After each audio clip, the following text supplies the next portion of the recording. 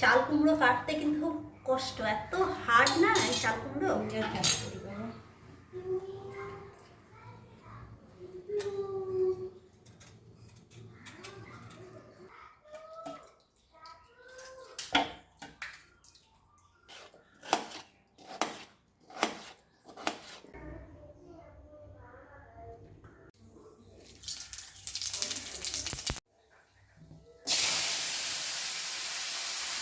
আপনাদের মধ্যে অনেকেই দেখলাম আমাকে কমেন্টস করেছেন, ইনবক্সে তো প্রচুর মেসেজ এসেছে যে কেরালাতে আমরা এই সময় ঘুরতে যাচ্ছি, যাওয়াটা কি ঠিক হবে।